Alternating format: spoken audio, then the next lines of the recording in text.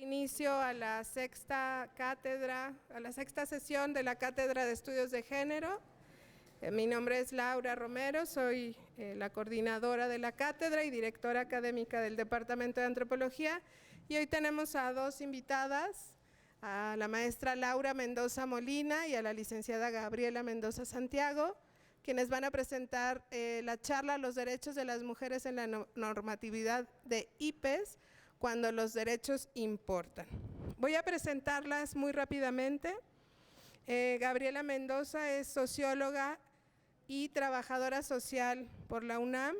Desde la sociedad civil ha desarrollado, implementado y evaluado modelos de intervención social e incidencia en políticas públicas en materia de derechos humanos de personas sobrevivientes de violaciones a derechos humanos, mujeres, infancias, adolescencias y juventudes. En el ámbito de la investigación se ha dedicado a las siguientes líneas: armonización legislativa en materia de derechos humanos y políticas públicas. Ha coordinado investigaciones como el impacto de la pandemia por COVID-19 en el derecho a la educación de niñas, niños y adolescentes en México, y políticas públicas de derechos económicos, sociales, culturales y ambientales con enfoque de derechos humanos en México. Formó parte de la Comisión Nacional de los Derechos Humanos como subdirectora de Políticas Públicas y subdirectora de Cooperación Internacional, y actualmente es gerente de inversión social en Fundación Dibujando un Mañana, donde es responsable… Espérenme porque ya se me movió.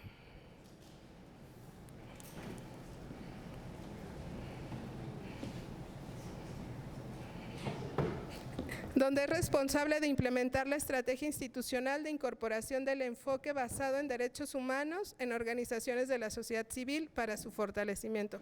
Muchas gracias, Gaby, por estar con nosotros.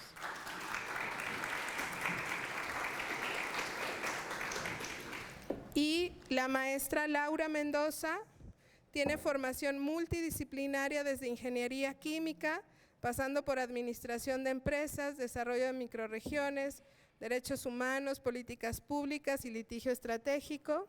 Laura me contaba que como ingeniera le tocó trabajar con miles de hombres, literalmente hablando, siendo ella la única mujer. Ha trabajado más de 15 años desde sociedad civil en temas de igualdad de género, derechos humanos y cultura para la paz, así como feminicidio y violencia de género, fundadora de Otro Tiempo México AC y del Centro Latinoamericano para la Paz, la Cooperación y el Desarrollo, sociedad civil, organizaciones desde las que ha conducido diversos proyectos de investigación y formación a distintos grupos etarios y sociales. Ha trabajado en la administración pública, tanto a nivel municipal como federal, en cargos como directora de Desarrollo Agropecuario Municipal, donde el 90% de los proyectos apoyados fueron liderados por mujeres rurales, y como directora general de Planeación y Análisis de la extinta CNDH, además de contar con experiencia en la academia. Actualmente lidera un proyecto sobre DESCA, que son los derechos económicos, sociales, culturales y ambientales, de personas conductoras y repartidoras a través de aplicaciones digitales, con enfoque en las colectivas de mujeres que desarrollan este trabajo. Tiene registradas distintas obras, voy a mencionar tan solo algunas: Los derechos de las mujeres en la normatividad de IPES, cuando los derechos importan, diagnóstico del respeto y garantía de los derechos humanos en las mujeres en la normatividad de la UAM, informe final de seguimiento, armonización normativa en materia de derechos humanos, entre otras. Y pues les damos la bienvenida. Laura, muchísimas gracias.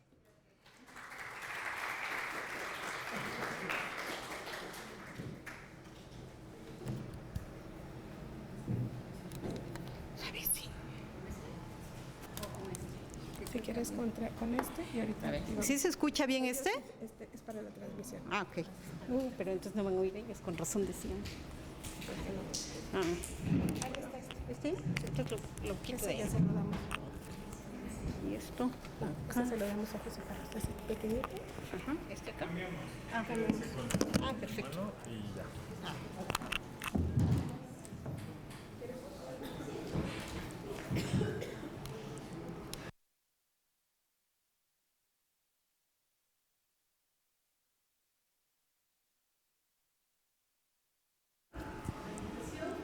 Buenas tardes a todas y todos.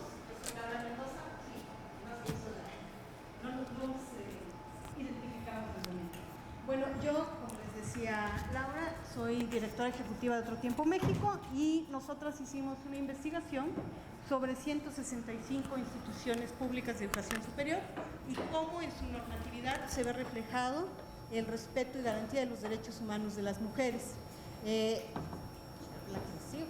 Les comento, todo esto empieza porque, no sé si han escuchado, pero en junio 10 de 2011 se hizo una reforma constitucional en materia de derechos humanos a nivel federal, obviamente, y en esta se constituyó el bloque constitucional.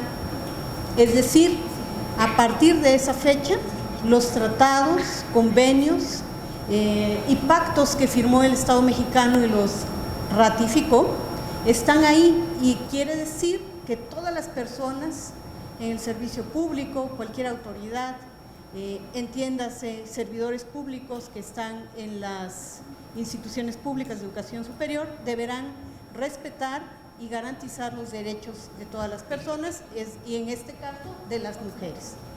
Posteriormente a esa reforma, les voy a hacer rápidamente la línea del tiempo para hacerlo un poquito más ágil, ¿no? En 2014 se hizo un convenio de concertación, entre la CEGOV, la NUYES y la CNDH. ¿Qué era el objetivo? ¿Cuál era el objetivo de esto?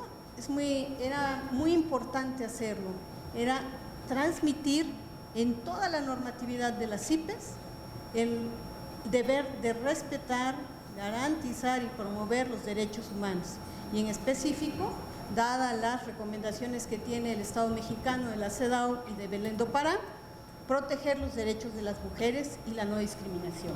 Esto se hace en 2014.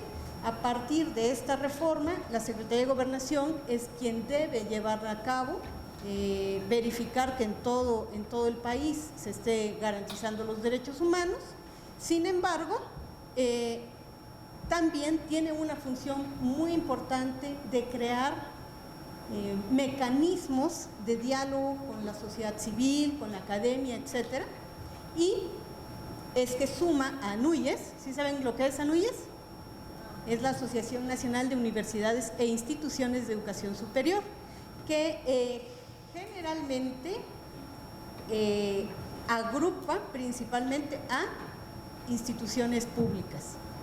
Hay otra que se llama FIMPES, que es más, que está enfocada en las privadas. Bueno, la NUYES, en uno de sus artículos, busca que la educación se dé para buscar la igualdad, la no discriminación y el desarrollo pleno de la persona. Por lo tanto, debe garantizar los derechos humanos. Por eso es que se suma la NUYES. Y la CNDH es porque entre la Constitución y la ley específica, la ley interna de la CNDH, les obliga o les mandata a la promoción de los derechos humanos y por lo tanto a dar seguimiento a este tipo de mecanismos. Bueno, resulta que este convenio se firma en el 2014, pero no es hasta 2016 que las universidades, las instituciones públicas de educación superior firman una carta compromiso donde se iban a, en teoría, a comprometer, valga la redundancia, a la difusión y aplicación de esos principios constitucionales en materia de derechos humanos. Eso lo hacen en 2016 y nosotras empezamos la investigación en un tiempo prudente a que ya estuviera desarrollado en su normatividad todo esto, ¿no? Que es julio de 2019. ¿Sí? No, ya te pasaste una. No, está bien. Perdón. Los compromisos a los que se comprometían, para la redundancia otra vez, en esta carta son 6. El primero era hacer la revisión de sus planes y programas de estudios y incorporar de manera transversal los derechos humanos, contenidos de derechos humanos. Esto es un enfoque basado en derechos humanos que iba a redundar en el beneficio a toda la comunidad universitaria. Y el segundo es promover y difundir entre toda la comunidad académica los derechos humanos con un enfoque práctico, fin, ¿no? El tercero es uno muy importante, fortalecer las defensorías y mecanismos o instancias de protección de derechos humanos.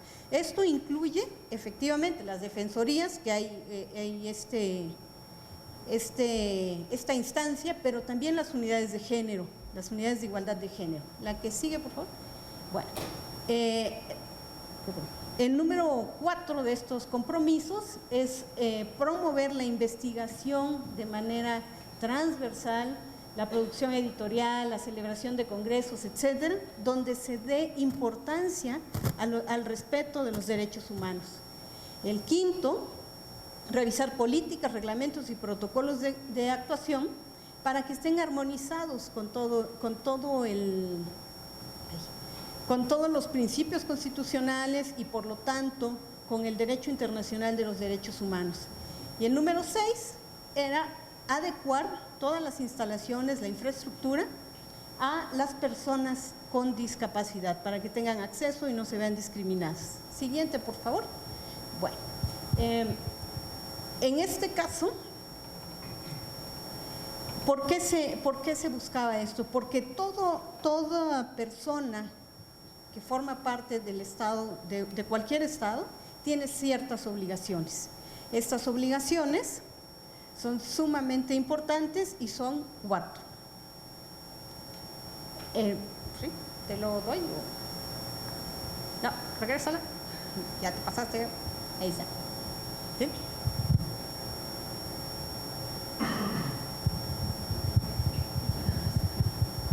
Bueno,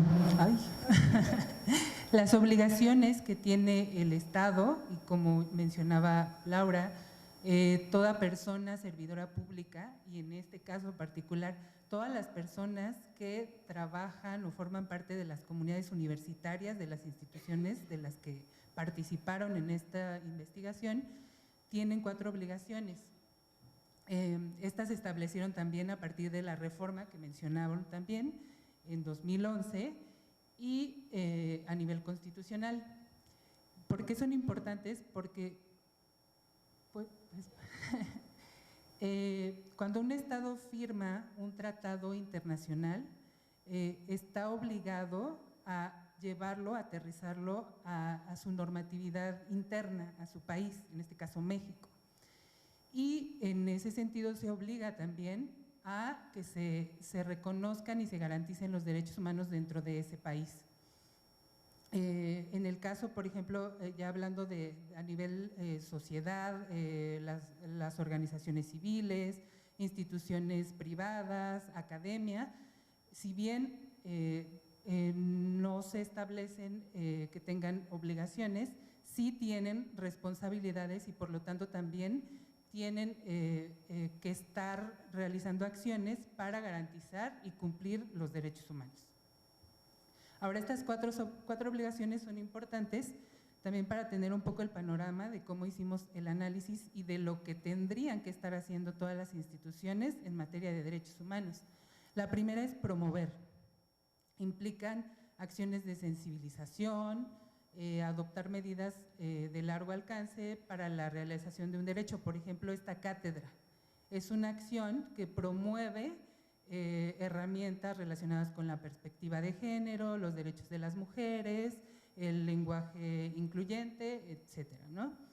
Esta obligación implica tomar medidas para llevar a todas las personas la información necesaria para que se les asegure que conocen sus derechos y que por lo tanto los pueden ejercer y los pueden exigir.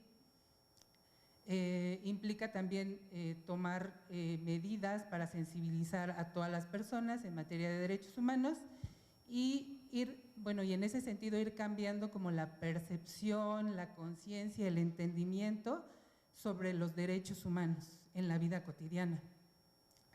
Es decir, resumiendo un poco, esta obligación implica que para exigir nuestros derechos tenemos que conocerlos. Entonces, es brindar toda esa información y la siguiente, esto no solo basta con promocionarlos a través de campañas.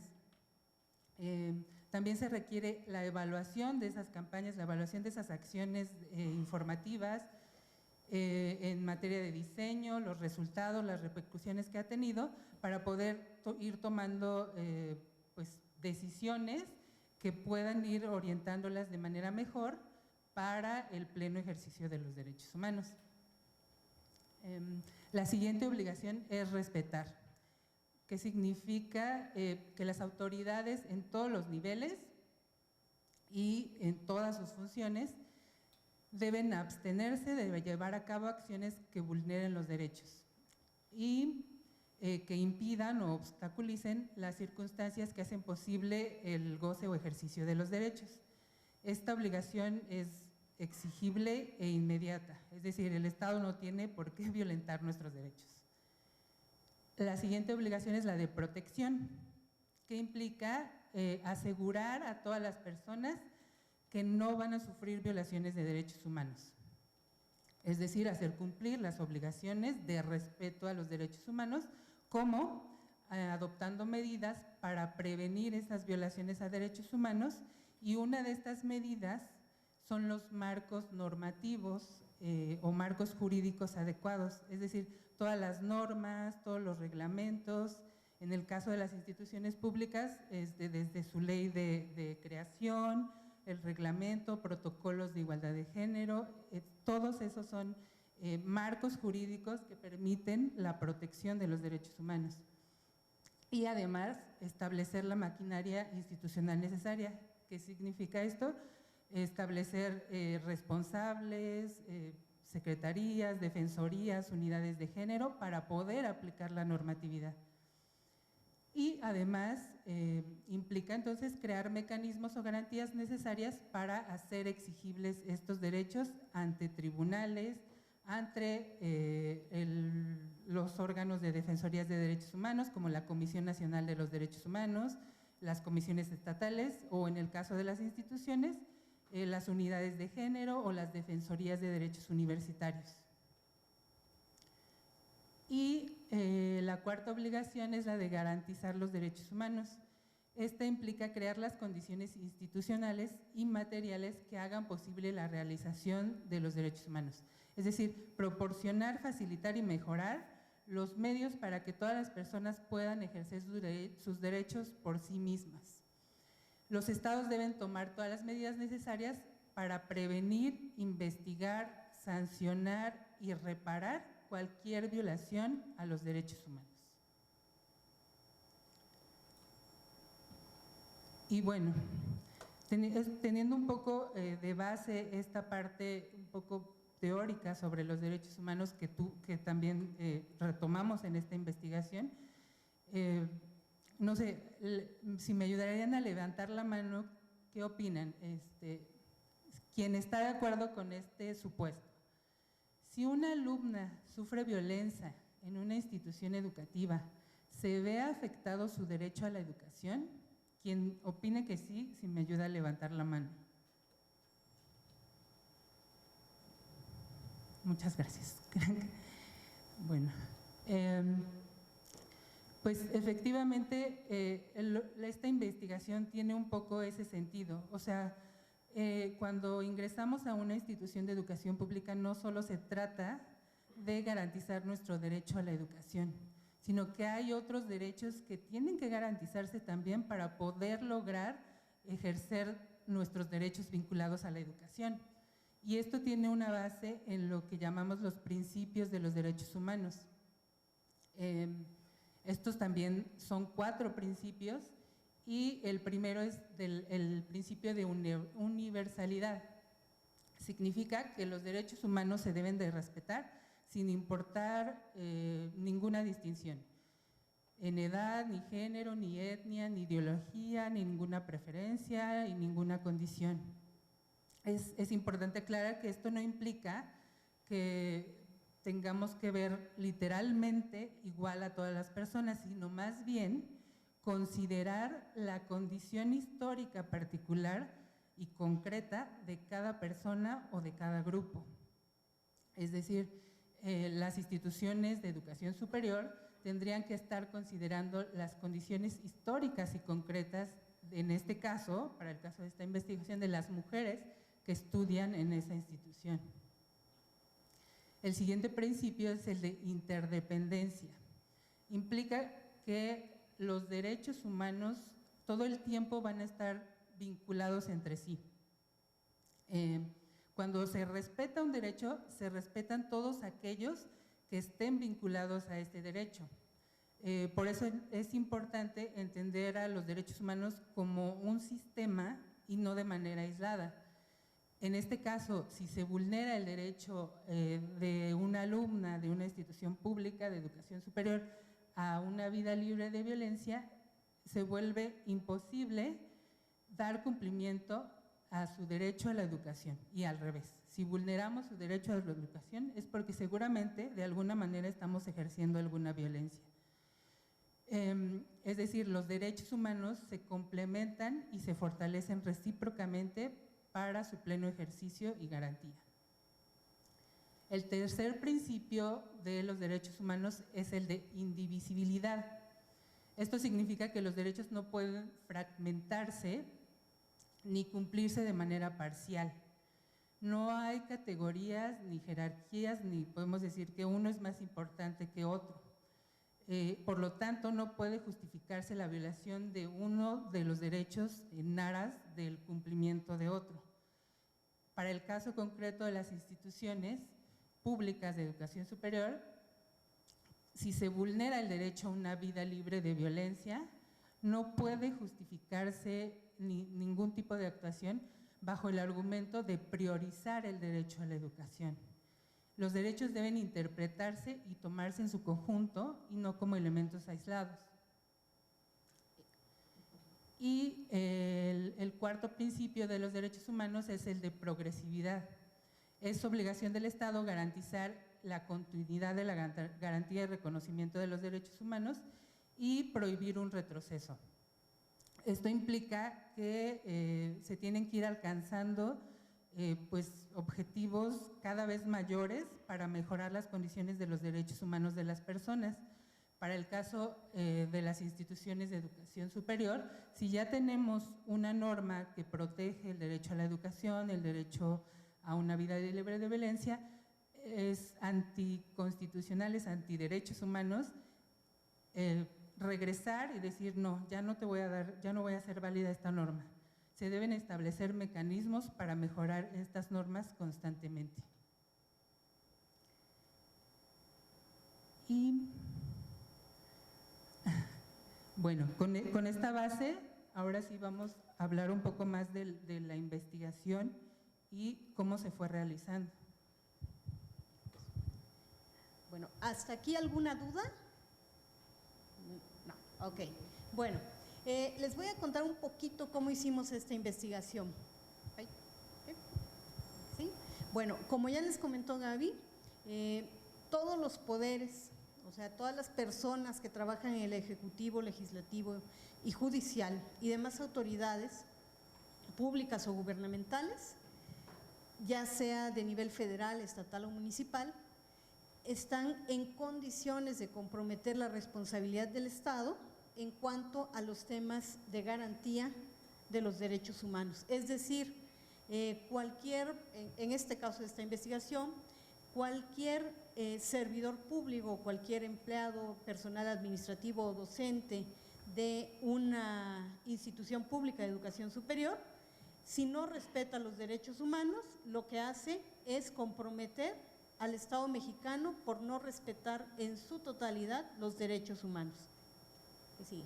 Bueno, ¿cuáles fueron las preguntas que nos llevaron a esta investigación? Pues fueron muchísimas, pero les ponemos algunas aquí básicas, ¿no? ¿En qué medida esas obligaciones se cumplen en las instituciones públicas de educación superior? Ya no les voy a echar la cantaleta de las instituciones públicas de educación superior, nada más les voy a decir las IPES, porque si no, no. Bueno, ¿qué implicaciones jurídicas y éticas tiene la omisión legislativa sobre los derechos humanos en la normatividad de las respectivas instituciones? ¿Están exentas estas instituciones de la obligación de educar sin roles y estereotipos de género, garantizando dicha obligación en su normatividad? ¿Qué repercusiones tiene la omisión legislativa en la propia dinámica institucional, en sus discusiones, toma de decisiones y aplicación de la justicia? La que sigue. ¿Ya? Perdón. La autonomía y la libertad de cátedra constituyen una excepción para los derechos humanos en la normatividad en la institución. Fíjense, aquí voy a hacer un paréntesis. En nuestra investigación nos enfrentamos mucho a esto, ¿no? Casi todas las instituciones que reclaman su autonomía creen que su autonomía es no aplicar el artículo 1 constitucional y no que es una autonomía de cátedra y de funcionamiento interno. ¿Qué riesgos de violación de derechos humanos en lo general y de las mujeres en lo particular implica la omisión legislativa? ¿Qué repercusiones tiene la omisión legislativa en la propia dinámica institucional, en sus discusiones, etcétera? La que sigue. ¿Puede el Estado dar cumplimiento a sus obligaciones en materia de derechos humanos al margen de los procesos de educación en las IPES? ¿Cómo se contribuye desde las IPES al fortalecimiento de una sociedad democrática en la que se respete y garantice la igualdad sustantiva? ¿Qué implicaciones tiene la actuación legislativa omisa de las IPES en la construcción de la democracia sustantiva? Y bueno, pues llegamos a todas esas preguntas. Entonces, ¿qué hicimos? Este es el proceso de nuestra investigación. Primero, definimos las variables. Esto, si se fijan, es casi un tiempo récord porque fue muchísimo trabajo. Pero bueno, definimos las variables en junio de 2019, ese mismo mes, hicimos la recopilación de documentos que cabe destacar que hay una gran variedad de documentos, desde decretos de creación, leyes orgánicas, hasta, no sé, por ejemplo, los reglamentos para titularse, los reglamentos de docentes, los códigos de ética, etcétera. Posteriormente hicimos la revisión de esta normatividad. Cabe destacar que son 165 IPES y cada una en promedio tendrá entre unas 15 y 20 normativas, ¿no? O sea, ya sea códigos o reglamentos. Y finalmente hicimos el análisis, ponderación y conclusiones. Como les decía, identificamos ciertas variables. Estas variables que identificamos fueron las siguientes. Primero, como les dije al inicio, el bloque constitucional, es decir, que en la normatividad se haga referencia y se busque el respeto y garantía de el bloque constitucional. ¿Qué es el bloque constitucional? Lo que les dije al inicio, que ya a partir de la reforma, en el artículo 1 constitucional entran los pactos, tratados y convenios firmados y ratificados por el Estado mexicano. La que sigue. Bueno, algo en lo que cabe destacar, somos ya una organización que se ha especializado en temas de control convencional, es decir, esta herramienta para la aplicación del marco de derechos humanos vinculante para el Estado en materia de derechos humanos. Cabe destacar por qué ilustramos con la Corte Interamericana, porque pertenecemos al Sistema Interamericano de Derechos Humanos y por lo tanto es lo que nos es vinculante. Bueno, ahí está el comercial, les regalamos una guía de armonización, checamos el nivel de armonización normativa, es decir, la incorporación del derecho interno del contenido de los tratados internacionales, incluidos en el bloque constitucional. Ahí, en esa guía que les regalamos, viene todo el proceso que se sigue para analizar cada una de estas normativas. La que sigue, por favor. Bueno, el principio de igualdad lo verificamos también, donde se reivindica la igualdad de dignidad de todas las personas sin excepción. Obviamente buscando que sea una igualdad sustantiva y no como ahorita les platicaremos algunos ejemplos que encontramos. Obviamente exigiendo la aplicación de perspectiva de género, perspectivas de inclusión, ya sea etaria, de género, sigue, la que sigue. Bueno, la paridad también es muy importante. Cabe destacar que ya este concepto de paridad se encuentra en la Ley General de Educación Superior en la reforma de 2019. Es decir, garantizar igualdad de participación entre hombres y mujeres en los diferentes procesos al interior de la comunidad educativa, es decir, hasta para la integración de un comité debería haber garantía de paridad. Esto es una medida del efecto útil del principio de igualdad. La que sigue, por favor.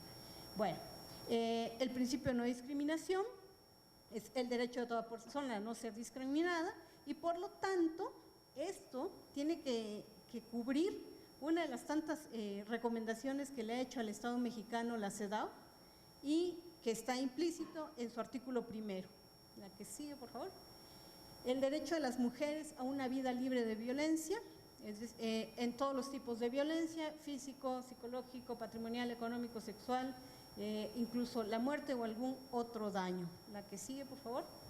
El acoso, también checamos que es la violación de los derechos fundamentales de las mujeres, que ya llega a ser un problema de salud y que nos lo ha recalcado en una recomendación la CEDAW, en la recomendación general número 19, porque llega a ser un problema hasta de salud en el momento en que la mujer identifica que si no accede a estas cuestiones, a este acoso, no puede ascender en su trabajo, no puede pasar una materia, en fin.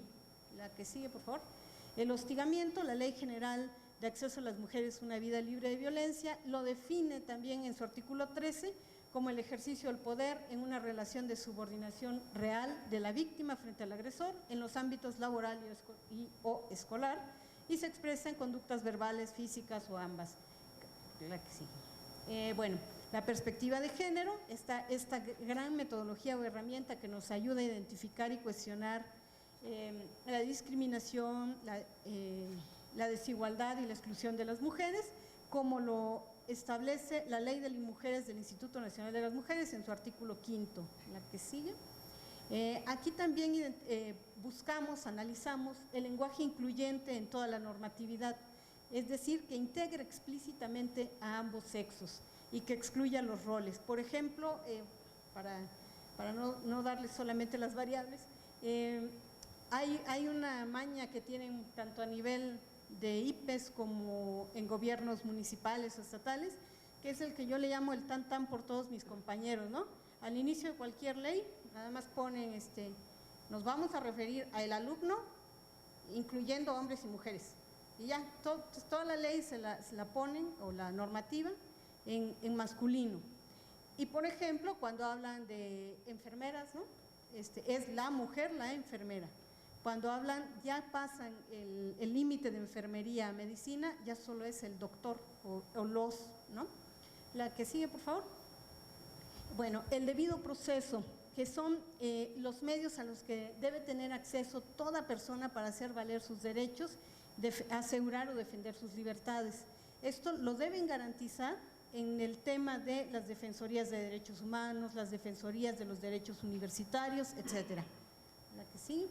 Bueno, el efecto útil de los tratados.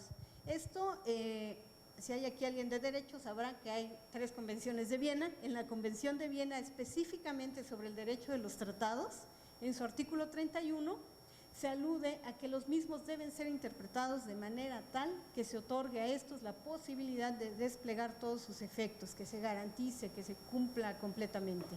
La que sigue, ahora sí. Ya aquí, esas son las variables que analizamos. Sin embargo, pues no era tan fácil, ¿no? Porque hay una disparidad entre normatividad de una IP a otra. Por lo tanto, tuvimos que hacer una ponderación. Bueno, les platico así muy general cómo realizamos la ponderación. Es importante mencionar, bueno, a ver, primero lo vemos, por ejemplo, de la primera variable, que es el bloque constitucional, básicamente si incluía o no, o hacía referencia al artículo primero de la Constitución, ese es el bloque constitucional, y lo fuimos desagregando de acuerdo con las obligaciones que tendría que estar respetando las instituciones. Por ejemplo, para el caso de promover, le dábamos un puntaje el más alto si mencionaba de manera imperativa y definitoria la categoría de derechos humanos con relación al artículo primero constitucional. Un puntaje intermedio si mencionaba de manera imperativa y definitoria únicamente la variable de derechos humanos. Y 0 si no mencionaba ni hacía referencia a nada, ¿no? Ni derechos ni bloque.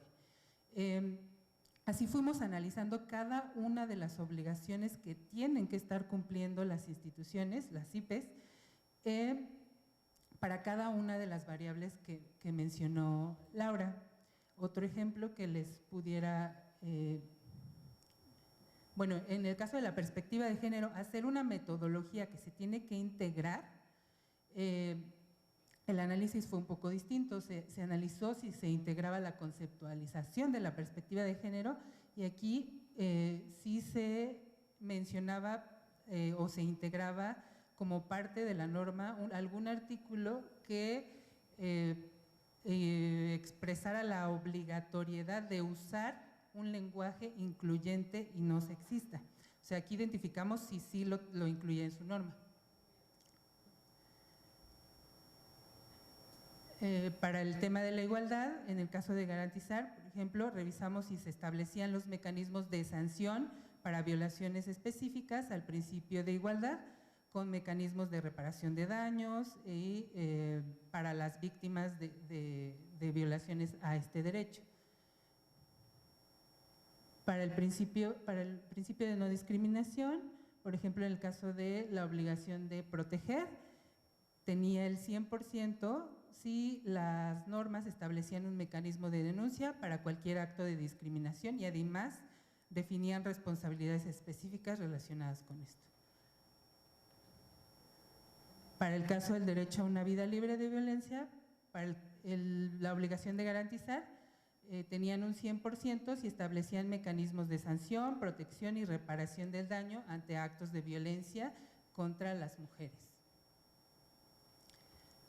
Para el efecto útil, en el caso de la obligación de proteger, tendrían el 100% si definían los procesos de atención y denuncia ante violaciones a los derechos de las mujeres, además de responsables de las tutelas de estos mecanismos de denuncia.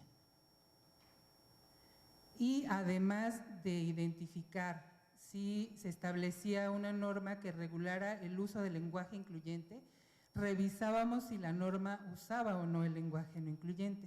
Esto fue a través de un dictamen. Generalmente no lo usaban, muy pocas en realidad, y en su mayoría, por ejemplo, encontramos cuando hablaban de personal directivo, usaban masculino. Cuando hablaban de personal administrativo, ya usaban el femenino. O sea, ese es parte del lenguaje no sexista, ¿no? Porque está orientado a través de pues, estereotipos de género.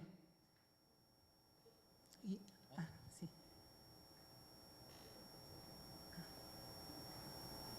Y bueno, les vamos a platicar un poco de algunas referencias y por qué son importantes. Bueno. Las referencias respecto a… La que sigue, por favor. Las referencias normativas que utilizamos se enfocaron principalmente al derecho a la igualdad, a la prohibición de la discriminación y la determinación de la cultura de violencia y discriminación basada en el género. En este caso, como ya han de manejar ustedes, trabajamos principalmente con recomendaciones de la CEDAW, la Convención Americana de Derechos Humanos. Bueno, la CEDAW, ¿se ubican qué es? Es la Convención para la Eliminación de todas las formas de discriminación contra la mujer. La Convención Americana de Derechos Humanos, la Convención Belén do Pará, es la que se enfoca en la violencia de género. La Ley Modelo Interamericana para prevenir, sancionar y erradicar la muerte violenta de mujeres y niñas.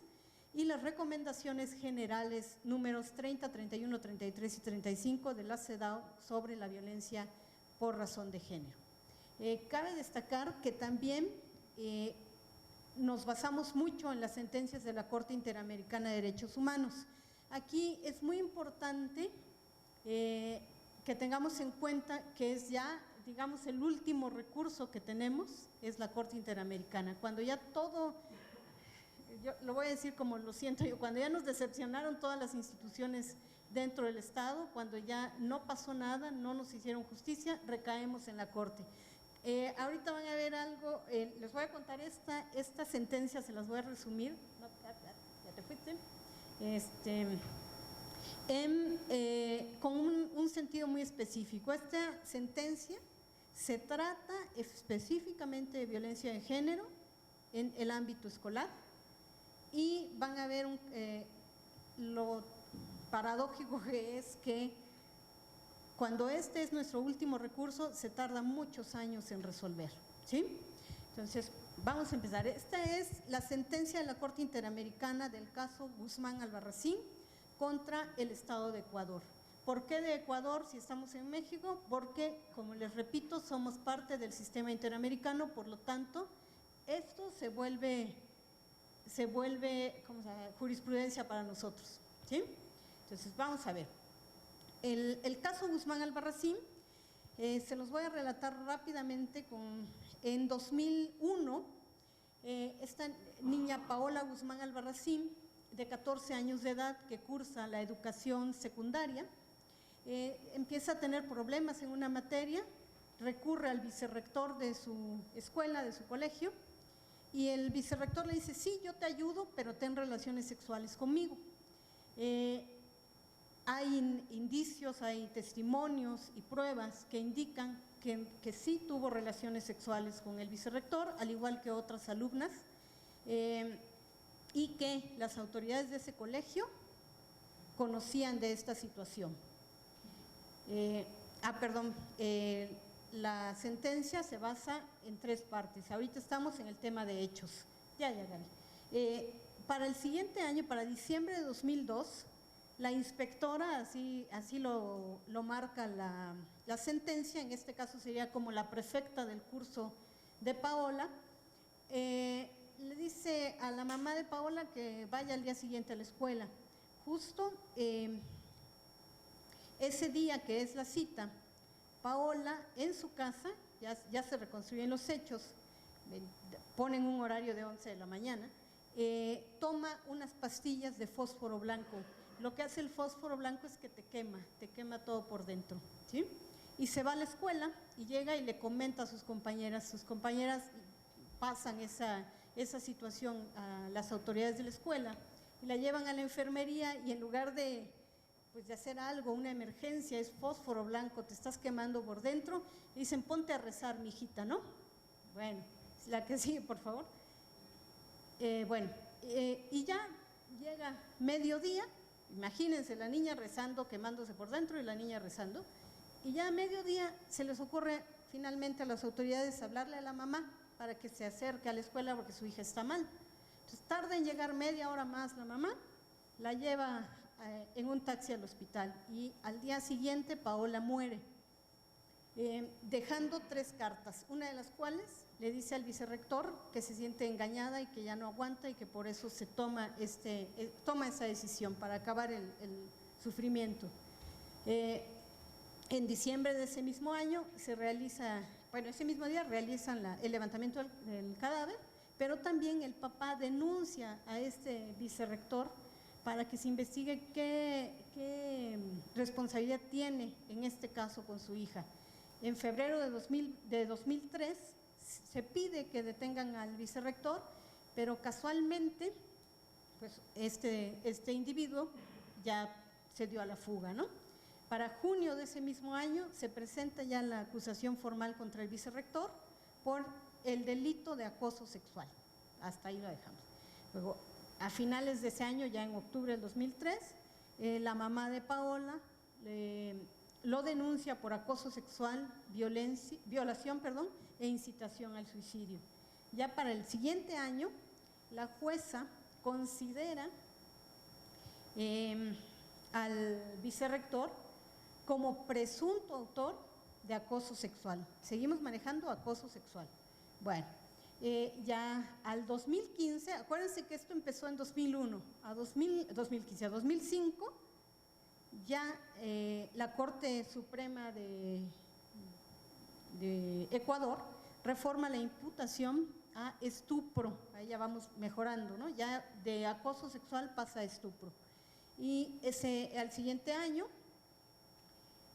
piden que comparezca el vicerrector, pero desafortunadamente no lo localizan, y ya para 2008 se declara prescrita la acción penal a solicitud de la defensa. y se quitan todos los cargos, ¿no? Porque ya, bueno, como acciones judiciales, que es la otra parte de la sentencia, de los hechos de la sentencia, en 2003, así es la sentencia, va brincando, ¿no? La señora Albarracín presenta una demanda civil por daños morales derivados de la instigación al suicidio contra el vicerrector. En 2005, el juez dicta sentencia condenando al vicerrector a pagar una indemnización por daño moral y posteriormente, en 2012, declaran el abandono de la instancia y ordenan el archivo del caso. La que sigue, por favor. En cuanto al ámbito administrativo, en 2003 y 2004, la mamá de Paola manda muchísimos comunicados al Ministerio de Educación de Ecuador, señala a las autoridades del colegio por no darle la atención a su hija, la asistencia, y solicita sanciones contra el vicerrector. Y es en 2004 cuando se inicia el sumario administrativo contra el vicerrector, pero no por el hecho de Paola, sino por abandono injustificado del cargo, porque se dio a la fuga, pero no renunció ni nada, ¿no? Entonces, ya para el 2004, diciembre del 2004, lo destituyen, pero por eso, no por el caso de Paola. Lo que sigue, por favor. Bueno, entonces, la Corte concluye que el Estado de Ecuador es responsable por violación de el artículo 4.1, derecho a la vida, 5.1, derecho a la integridad personal, y 11, derecho a la protección de la honra y la dignidad de la Convención Americana de Derechos Humanos. El 13, el Protocolo de San Salvador, derecho a la educación, en relación con las obligaciones establecidas en los artículos 1.1, respetar y garantizar derechos sin discriminación, 19, derechos del niño de la Convención Americana de Derechos Humanos, y el incumplimiento de las obligaciones de prevenir actos de violencia contra la mujer y abstenerse de realizarlos conforme a los artículos 7A, 7B y 7C de la Belén do Pará, en perjuicio de Paola del Rosario Guzmán Albarracín. Bueno, también el tribunal concluye que el Estado es responsable en perjuicio también de la mamá y la hermana de Paola, en los artículos 8.1, garantías judiciales, 25.1, protección judicial de la Convención Americana de Derechos Humanos, en relación con el artículo 24 del mismo tratado, derecho a la igualdad ante la ley, y con las obligaciones previstas en el artículo 1.1 de la misma convención y en su artículo 2, que establece el deber de adoptar disposiciones de derecho interno, y el artículo 7b de la Belén do Pará para la obligación de actuar con debida diligencia para prevenir, investigar y sancionar la violencia contra la mujer en perjuicio de las mismas personas. También se determina violación al artículo 5.1, derecho a la integridad personal de la Convención Americana. Ahora, la responsabilidad internacional del Estado de Ecuador también es declarada por la violencia sexual sufrida por Paola en el ámbito educativo estatal y cometida por el vicerrector del colegio, que la lleva al suicidio, y la violación de garantías judiciales y del derecho a la protección judicial en relación con el derecho a la igualdad ante la ley en perjuicio de la mamá y la hermana de Paola, y la violación del derecho a la integridad personal de las últimas dos personas nombradas. Que sigue, por favor. El Estado de Ecuador tuvo que hacer el reconocimiento de su responsabilidad en cuanto a la falta de adopción de medidas para la prevención de actos de violencia sexual en la institución educativa de Paola y la falta de actuación con diligencia debida en la realización de investigaciones administrativas y judiciales. Ahora, no crean que les vamos a… este material se los vamos a dejar, y si les interesa, aquí les estamos dejando algunas sentencias, otras sentencias de la Corte, del Tribunal Europeo, etcétera, y de qué van, de qué tratan. ¿Sí? Van varias ahí. ¿Sí? Bueno, ahora vamos a las dificultades que tuvimos en esta investigación.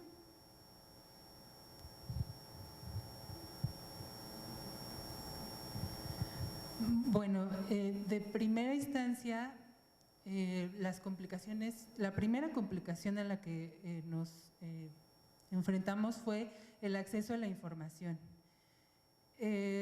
Las autoridades también tienen la obligación de publicar sus normas para que justamente cumpliendo la obligación de promover los derechos, para que todas las personas las conozcamos y tengamos acceso a esas normas. Eran pocas las universidades que tenían toda su normatividad en sus páginas de internet. También se hizo solicitudes por transparencia, incluso a través de oficios, y no todas las instituciones nos brindaron su normatividad. Otra dificultad fue que su normatividad es muy distinta. Algunas tienen ley de creación, otras tienen estatutos de creación, otras tienen acta constitutiva, no todas tienen defensorías, algunas tienen legislaciones de titulación, de licenciatura, de posgrados, etcétera. Y eso hace un poco complejo, muy complejo el análisis normativo. También esto tiene que ver con que algunas tenían normas iguales. Esto específicamente en los sistemas de institutos superiores. Así se llama el sistema de institutos tecnológicos, y tienen una sola norma para todo el sistema y son muchísimos institutos. Y además, de pronto, si a un instituto se le ocurre que el código de ética lo va a sacar en otro modo, pues le hace una pequeña modificación y ya es otra norma nueva. Entonces, tampoco hay como algo homologado respecto a la normatividad, además de la complejidad misma que implica la armonización normativa. Y la otra, pues es la negativa absoluta y rotunda de las autoridades académicas a brindar esa información, ¿no? A pesar de que es su obligación poner a disposición, no solo de nosotras como Otro Tiempo México, sino de toda su comunidad universitaria. Y bueno, los resultados fueron, en resumen, en una palabra, omisión. Ninguna universidad tiene armonizada su legislación para proteger a las mujeres en ninguno de sus derechos, no solo el derecho a una vida libre de violencia. No protege los derechos humanos de las mujeres, la normatividad de ninguna de las 165 universidades que revisamos. Aquí es importante mencionar que los puntajes iban de 0 a 100%. Por ejemplo, este es el estado más bajo, Baja California. Su puntaje fue de 2.31 sobre 100. Tuvimos ceros. La más alta, el Instituto Tecnológico de Mexicali, 7.69%. Puebla obtuvo un puntaje de 6.78 de 100%, y la que tuvo un poco más fue el Instituto Nacional de Astrofísica, Óptica y Electrónica, con 13.85%.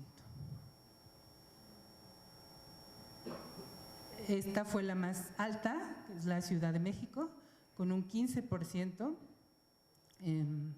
Por ahí creo que fue la de Flaxo. ¿El IMBAL? Sí. Y este fue un caso muy peculiar porque por la naturaleza de las licenciaturas que ofrece, como que tenían más noción, por ejemplo, del uso de espacios para mujeres cuando se tienen que cambiar. Entonces tenían un poco más eso, pero respondían mucho a las licenciaturas que se dan en el instituto. Y bueno, y Flaxo me parece por ahí. Ajá, sí, Flaxo.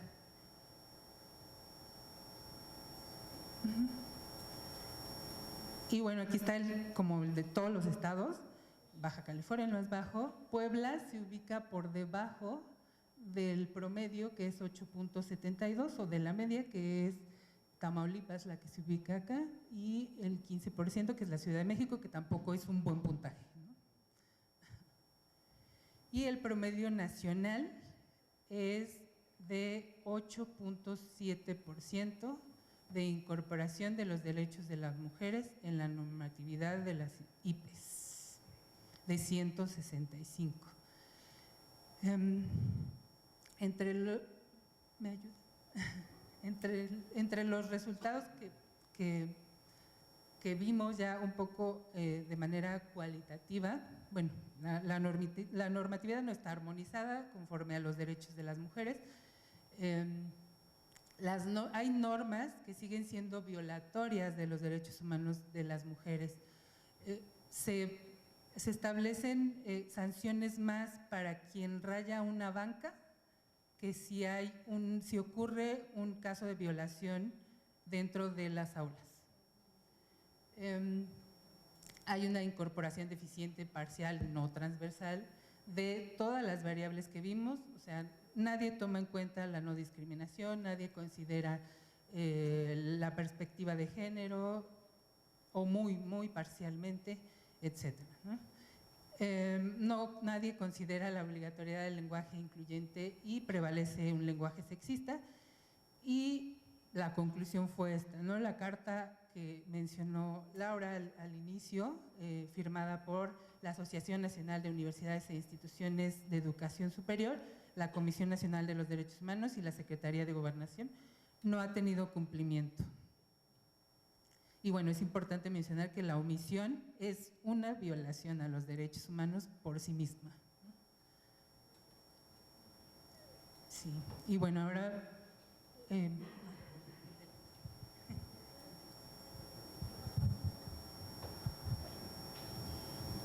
Bueno, finalmente como un resumen final de lo que hicimos en esta investigación, de lo que encontramos, les voy a compartir un documento que publicamos en un periódico de circulación nacional que titulamos Por encima de la Constitución, 165 instituciones públicas de educación superior, en las que el marco constitucional relativo a los derechos humanos de las mujeres se contradice, se ignora y se violenta sin sanción o consecuencia alguna. Una alumna que fue violada por un compañero tiene que asistir a clases en el mismo salón que su violador, porque la IPES no tiene norma que fundamente tomar alguna medida en su protección y no pasa nada. Una alumna de nuevo ingreso es acosada sexualmente por un trabajador de la IPES, pero el rector de la institución considera que no hay riesgo en que la alumna ingrese sola a las instalaciones. No le brinda protección y es agredida en el baño y no pasa nada. Una trabajadora sindicalizada que fue violada por varios compañeros tiene que asistir a laborar en el mismo centro de trabajo que sus violadores, porque la IPES no tiene injerencia en el sindicato para tomar alguna medida en su protección y no pasa nada. Es de señalarse que dicha institución tiene un protocolo contra el acoso sexual, que se puede decir que es muy bueno, que no puede aplicarse porque la normatividad interna de la institución no contempla el cumplimiento del artículo 1 constitucional y no pasa nada. Comités de faltas con reglamentos anteriores a la fecha en que se promulgaron las reformas constitucionales que otorgaron el voto a las mujeres en el ámbito federal y no pasa nada. Integrantes de órganos de decisión para la atención de los casos de violencia contra las mujeres sin conocimiento alguno de la Constitución, a pesar de estar integrado por eminencias en el campo de las ciencias sociales y no pasa nada. Negación sin razón justificada posible de la aplicación del artículo 1 constitucional cuando una alumna lo exige a falta de normatividad interna conforme al bloque constitucional en la presentación de una queja de amenaza en la que hay de por medio varias fotografías de penes erectos como amenaza para ella si va a las instalaciones de la IPES, y la abogada representante del abogado general de la IPES ni se entera del significado del hecho y no pasa nada. Despido de personal académico, administrativo y operativo cuando exigen a la autoridad de la que depende que cumpla con su responsabilidad de respetar y garantizar los derechos humanos de las alumnas y trabajadoras y no pasa nada. Responsables jurídicos de las IPES que no únicamente ignoran el marco de derechos humanos que les es vinculante, sino que mandatan que éste no se aplique en las IPES sin consecuencia ni sanción alguna para esta conducta y no pasa nada. Estos son algunos ejemplos de las múltiples amenazas y violaciones a los más fundamentales derechos que tienen todas las mujeres que integran la comunidad educativa de las IPES, por parte de las autoridades que violan derechos humanos de las mujeres, siendo así que, de facto, existe una alerta de violencia de género en las instituciones públicas de educación superior en México, y no pasa nada. Con una incorrecta y falsa argumentación en nombre de la autonomía universitaria, las IPES se han convertido en fortalezas al margen del Estado constitucional de derecho, reinos de sus autoridades que no entienden que la autonomía hace referencia al cómo se organiza y desarrolla su vida interna institucional, mas no en la decisión de si se aplica o no el marco constitucional de derecho, que paradójicamente es el fundamento de su autonomía, y no pasa nada. Las consecuencias de lo anterior no implican únicamente una medición jurídica, sino un panorama desolador para las mujeres y cuyos efectos en sus vidas, en la deserción de sus estudios, en su seguridad personal, entre otros, es de una máxima gravedad, un problema nacional frente al que no puede seguir pasando nada. Y finalmente, ¿qué podemos hacer como estudiantes, docentes, universidad y sociedad civil para garantizar los derechos de las mujeres? Tenemos una propuesta, es llevar a cabo una auditoría normativa, teórico-práctica para identificar las necesidades, riesgos y ventanas de oportunidad, porque de ello depende la protección de la vida y la integridad de toda la comunidad universitaria. Bueno, muchas gracias. Esto es el fin de nuestra presentación. Si tienen alguna pregunta, si tienen cualquier inquietud, nos pueden escribir a nuestra organización, Otro Tiempo México, Asociación Civil, y les agradezco mucho la atención prestada y cualquier duda o comentario estamos a la orden.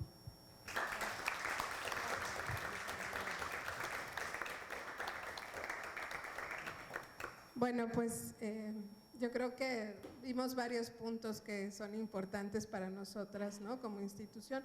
Yo, antes de que se animen a preguntar, yo tengo la duda, ¿por qué el proyecto no incluyó a las universidades privadas? Ok, bueno. No incluyó a las universidades privadas solamente porque nos basamos en a quienes firmaron la carta compromiso, y no hubo universidades privadas que se sumaran en esa carta compromiso. Cabe destacar que posterior a la investigación hemos realizado incluso nosotras mismas protocolos, hemos ayudado y asesorado en algunas cuestiones para este avance, pero sigue siendo un panorama desolador. O sea, esto que les acabo de concluir sigue siendo vigente al día de hoy. Gracias. ¿Alguna pregunta? Jimena, te voy a dar el micrófono para la transmisión.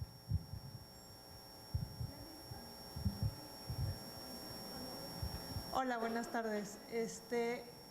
Después de hacer toda su investigación y los resultados que les arrojó, el único material que ustedes generaron fue esta publicación en un periódico de circulación nacional. Y también la pregunta es, ¿tuvieron respuesta de alguna institución respecto a esta publicación? Gracias.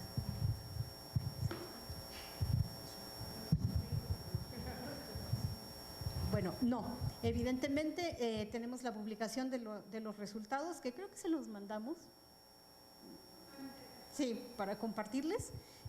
También tuvimos algunos diálogos e hicimos algunos protocolos para algunas de las universidades. Sin embargo, cabe destacar que por ahí hace rato me preguntaba Laura de un protocolo que sí dice que está muy bien hecho, ¿no? Sin embargo, hay muchos protocolos que hemos hecho, pero el problema está en que sí tenemos ese diálogo, pero cuando no hay la disponibilidad o las ganas de hacer un cambio por parte de la autoridad superior de una universidad como son los rectores, y había muy pocas mujeres rectoras, incluso la de mi estado, la de la Universidad Veracruzana, ya no es mujer, ahora ya cambió, no hay disposición. Sí hemos tenido diálogo, pero cabe destacar también que 2 personas de nuestra institución acabaron dentro del mecanismo de protección a personas defensoras de derechos humanos por tratar de hacer estos cambios, de la Ciudad de México, claro. ¿Sí? No sé si queda algo.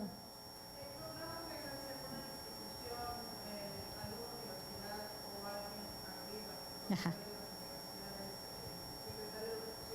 Uh-huh.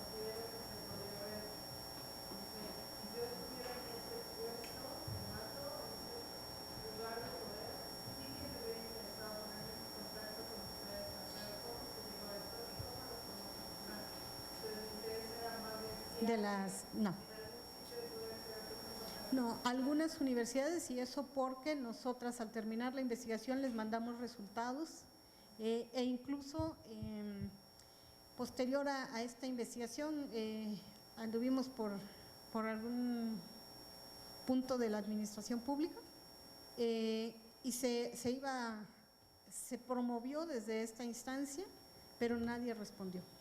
Ningún rector está hasta el momento interesado de realmente hacer el cambio, o sea, llevarlo a algo sustantivo. Sí están viendo, bueno, sí hay mucha presión en medios, hay me hacen un paro aquí, pero no, incluso lo vimos en la reforma que hizo la UNAM, ¿no?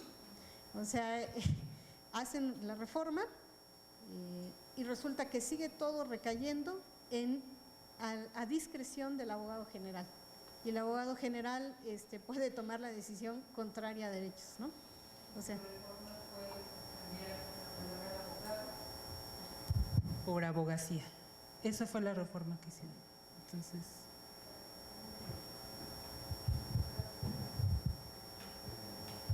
¿alguien más tiene alguna pregunta? Yo tengo otra.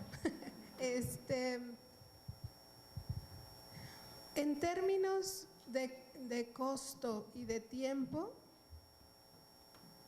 ¿qué sería más conveniente para una rectoría? ¿Invertir en la armonización? O sea, ¿qué necesitaría una rectoría para decir, ok, yo tengo esta normatividad, ustedes tienen todo el expertise? ¿Cuál es el proceso para que una institución se acerque a ustedes, ¿no? Y les diga, oye, a mí me interesa que le eches un ojo a mi normatividad? Y luego vemos que, o sea, en términos a lo mejor no de pesos y centavos, ¿no? Sino de todo el proceso, porque me imagino que es mucho más costoso para una universidad tener violencia de género en su universidad, ¿no? Pero a veces como que estas cosas no se perciben y se puede acallar un escándalo, no sé, ¿no? O sea, hay muchas estrategias. Pero ¿cuál es el proceso? O sea, ¿por qué? Entiendo que no hay voluntad, pues, ¿no? Pero en términos prácticos, ¿qué tendría que hacer una institución para decir, bueno, aquí está mi normatividad, apliquen su instrumento? Gracias. Bueno, principalmente, obviamente partimos de la armonización, sin embargo, si solo armonizamos, digamos que tiene toda la disposición el rector, pero solo armonizamos y no se forma, no se capacita, no me gusta usar la palabra sensibilizar, pero pues vamos a decir, sin concientizar a personal docente, personal administrativo, alumnado, personal operativo, no sirve de nada. Si no se forma a los estudiantes, a las estudiantes también, a los administrativos, a las administrativas y demás, en masculinidades no violentas, en igualdad, en derechos humanos, en todo esto no sirve de mucho la armonización. O sea, tenemos que hacer un proyecto completo y sobre todo, como lo marca la Ley General de Educación Superior, que este proceso involucre a todas las partes de la institución. No se puede hacer desde la cúpula, como lo querían hacer en la UNAM, por eso tienen que sumar a las estudiantes, a los estudiantes.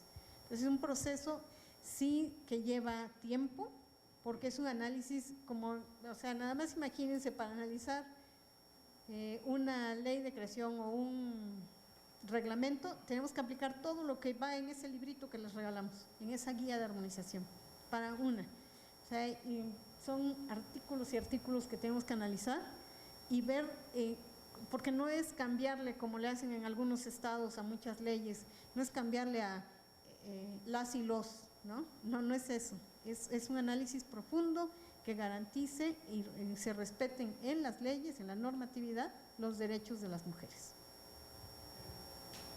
Claro está, es posible, pero tiene que haber voluntad de la cúpula. No. Pero tiene que haber voluntad, ¿no? Y yo creo que en las generaciones de ustedes es un poco más factible, ¿no? Porque están más conscientes, están más interesados en los temas de género. Si no, no habría aquí nadie, ¿no? Bueno, ¿alguien más por allá atrás? ¿Alguna duda? ¿Algún comentario? ¿Alguna inquietud? ¿No? Muy bien. Hacia allá atrás.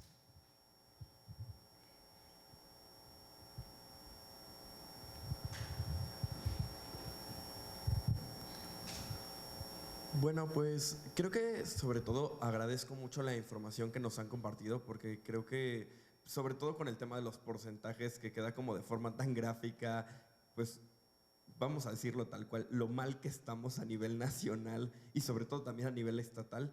Bueno, al menos mi pregunta sería también, pues ahorita nos presentaron de universidades pues públicas, pero ¿qué podríamos hacer o cuál sería el proceso para hacer este mismo análisis de manera pues privada o sobre todo pues ya de manera más tangible en nuestra misma universidad?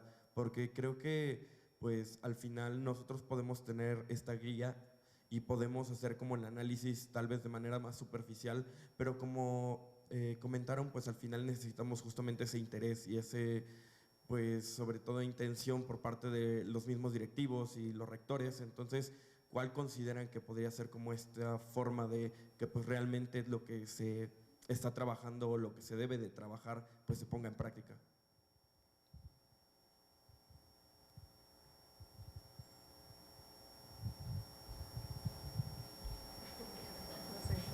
Sí, bueno, cabe destacar que después de hacer esto, de estas universidades que firmaron la Carta Compromiso, nos pusimos en contacto con la FIMPES, que es la de instituciones privadas de educación superior.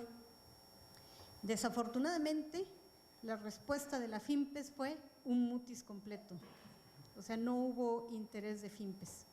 Nos habló solamente la Universidad Metropolitana de Monterrey, pero en realidad de universidades privadas lo único que tendrían que hacer es solicitarnos que hagamos tener la disposición de hacerlo, ¿no? Nosotros estamos en contacto con varias universidades, pero no se deciden o no quieren, en fin, ¿no? Pero es que falta eso, ¿no? Falta la conciencia de que, como decía Laura, pierden más o invierten más en reparar daños y, como les comentábamos, si no garantizamos los derechos de las mujeres, hacen mayor daño, deserción escolar, abuso sexual, y en muchos casos pasa como el caso de Paola, acaban suicidándose o algo más, ¿no?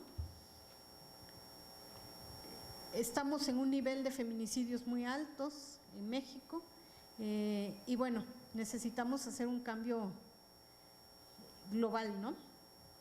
Entonces, nada más es eso, o sea, nosotras siempre estamos en contacto con las instancias, pero tienen que poner también de su parte y desear hacer el proceso, porque hacemos procesos integrales. Es lo mismo como ahorita recordé algo que cuando lo decía Laura, ¿no? De cuál es el costo. También como por ejemplo en las empresas también hacemos lo mismo exactamente. Es la armonización de su normatividad en materia de derechos humanos. Y cuando respetas los derechos humanos en una empresa, en una escuela, en cualquier institución, te sale más barato que resarcir o reparar un daño. Es lo mismo aquí en los países, ¿no? Finalmente, ya vieron el caso de Paola de 2001 a 2020, ¿no? A 2020 se dio el proceso en la Corte Interamericana. Finalmente, Ecuador tuvo que pedir la disculpa pública, reconocer que hizo mal esto y esto, y ya luego darle una compensación económica, darle trabajo, darle a la familia, darle tal, ¿no? Sale más barato, si lo quieren ver así, respetar los derechos humanos y la dignidad de las personas que tener que reparar un daño. Bueno, pues muchas gracias Laura y Gaby por venir. Creo que hay muchas cosas pendientes y lo bueno es que ya estamos en contacto con ustedes. Vamos a dar fin a la sesión de hoy y bueno, si quieren ya aplaudirles.